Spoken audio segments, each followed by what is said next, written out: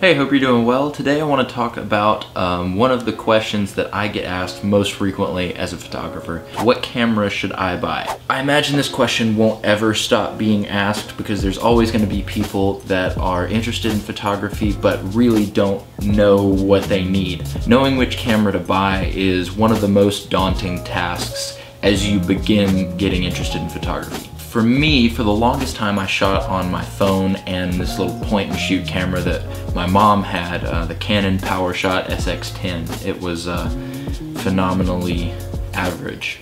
But when I finally decided to upgrade cameras, I upgraded to this. This is the Canon 6D. This is the first amateur professional camera I ever got. And it served me really well for a really long time. Before we really get into this, I want to make a small disclaimer. Throughout my entire photography career, I have exclusively shot with Canon, except for the Samsung at the very beginning.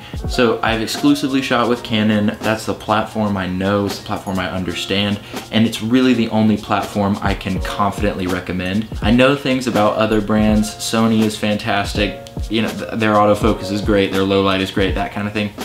So if you're looking for something very specific like that, then I would probably go check out a video specifically looking for a low light camera or a great camera autofocus system or something like that. This video is going to be more general and more geared towards the beginner just starting out trying to buy their first camera. Let's start off with saying, before you go out and shop for a camera, figure out what you need.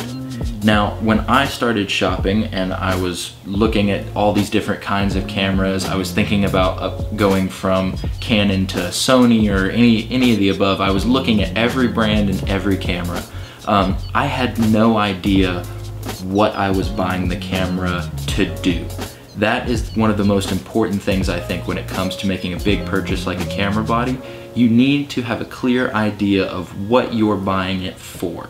So when I bought this Canon 6D, I was looking around for cameras with a very high megapixel count because I had come to understand that megapixels made or broke the camera, which is not true.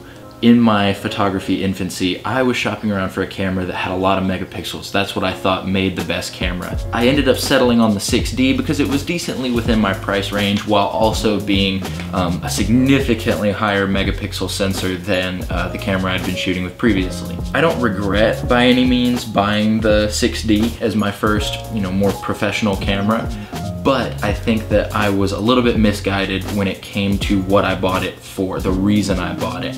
Because looking back, I would have gone with maybe something like an 80D, something that does photo and video in a little bit more balanced way, because the Canon 6D is almost exclusively photography oriented. The video functionality on the Canon 6D is less than adequate, I would say.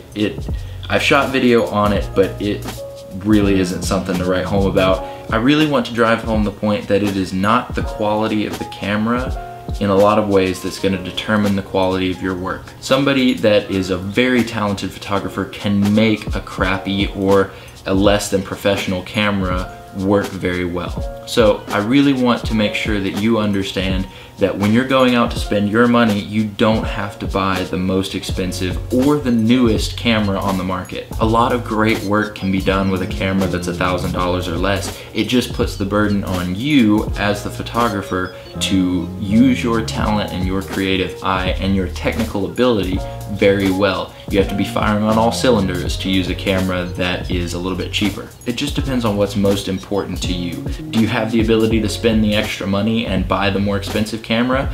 Or do you have the ability to put more time into learning how to use your camera well? I just wanted to make sure that I highlighted that it's not the gear that makes the photographer, it's the photographer that makes the gear. So buy the camera you can afford with a focus on lenses. And that gets me into what I want to talk about next that I wish I would have known before I went and bought a new camera, is that I spent too much money on the camera body. I think I bought the 6D 6 or 7 years ago, and when I bought it, it was maybe like $1,800 just for the body. I definitely spent too much on the camera body. Like I mentioned earlier, I would have been just as content with buying the 80D and one more lens. Because when I first bought the 6D, I bought the 6D and it came with a 24-105 f4 kit lens, which it was okay. I used it very sparingly. I almost never used it. I'm be very honest with you, I almost never used it. And then with that kit lens, I bought a 70-200 f4. So both my lenses were zoom lenses. Both of them were capped at f4. So I didn't have any fast lenses. I mean, f4 is decently fast, it's not bad, but I didn't have any fast lenses and I didn't have any prime lenses. I was shooting myself in the foot a little bit by having spent as much money on the camera body as I did, and then leaving the lenses, making the lenses secondary. You want to do the opposite. You want to spend as little as you can on the camera body to get the things that you need. So, you know, a Rebel T7i, an M50 if you're looking for mirrorless, Canon 80D. The 6D Mark II is even a great camera, and they're decently affordable these days. Your emphasis should be on your lenses, because the lenses are going to be what actually changes your work and allows you to do better work. And that's just something I didn't understand when I bought my first camera. I bought 2 zoom lenses. I didn't buy a prime until 2 or 3 years later. The first prime I bought was the nifty 50. It was $100. And that revolutionized my photography and my videography on this camera, on the 6D, even on the 6D.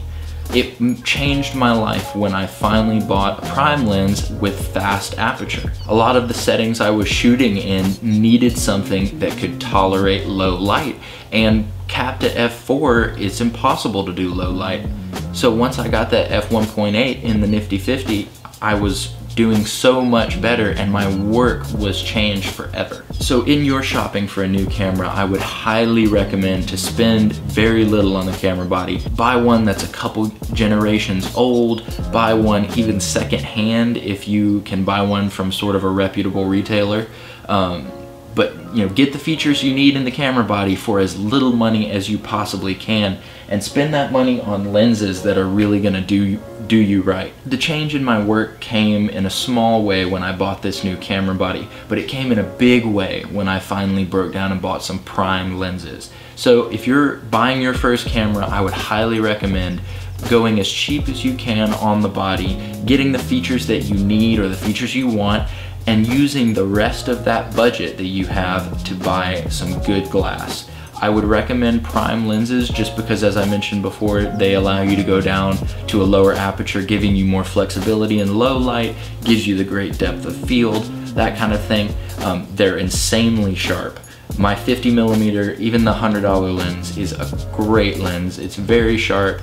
My 85 from Sigma is f1.4. It is my favorite portrait lens by far. It's insanely sharp. The autofocus is great. I would highly recommend you buy good lenses first, not a good camera body. So what camera should you buy? The camera you should buy is the body you can afford and the lenses that you can mostly afford. Lenses are not cheap, and they scare people off because understanding that the lens is the more important part in a lot of ways is difficult to wrap your mind around. It was for me. For the longest time, I didn't buy good lenses, or I didn't buy the lenses that I knew I needed. So if you have something like $1,000 to spend $300 on the camera body, $300 to $400. Get the nifty 50, because every brand makes a nifty 50, even for crop sensors there's an equivalent. Get the nifty 50 or the crop sensor equivalent, and then get maybe a zoom lens just for the versatility that they provide. Or if you're really something like a portrait or an aspiring wedding photographer, engagement, that kind of thing, I would encourage you get the 50 and then maybe get a little bit wide, like a 35mm prime at f1.4 or f1.8 if you can afford that. If you could find one secondhand or something like that. And then if you're something like a sports or concert or event photographer, I might encourage you to find a zoom lens, something maybe like a 24 to 70. Those can be a little bit expensive, but finding one secondhand or finding one maybe at f4, if you are able to shoot at f4 consistently and still get a good quality of image. Answering the question of what camera you should buy usually more boils down to what do you need the camera for, because a lot of cameras do a lot of things great and a lot of cameras do different things great. So figure out what you want in a camera and then look for the camera that is going to best suit those needs, and buy it as cheap as you possibly can and get good glass. That is my recommendation when it comes to buying a new camera or looking for your first one. spend the money on the glass. You will thank me later. Spend the money on good lenses. Get the camera body that will just do the work. Doesn't have to be fancy. You can upgrade the camera body later, because you need to upgrade the camera a lot less frequently than you need to upgrade or exchange lenses. So I would really encourage you, buy a camera body that'll work and buy lenses that will help you in the future. So before we close it out, I want to give you a little bit of an apology. Last video's lighting was really shifty. That was because I was still using the window and we were having sort of a partly cloudy day, so clouds were coming and going, changing the quality of light, and so it got really bright or got really dark at some points. But I have finally got my studio light set up. As you can probably tell, the shot is like crispy. The lighting should be more consistent now. I'm really slowly but surely turning this little office space into kind of like a studio so that YouTube is going to look a little bit better. If you got any questions about camera bodies or lenses, please feel free to leave a comment and ask me about it. I'd love to help you if I can, or DM me on Instagram. We can have a conversation about it there. But I think that's about it. Y'all please feel free to subscribe, and I'll catch y'all later.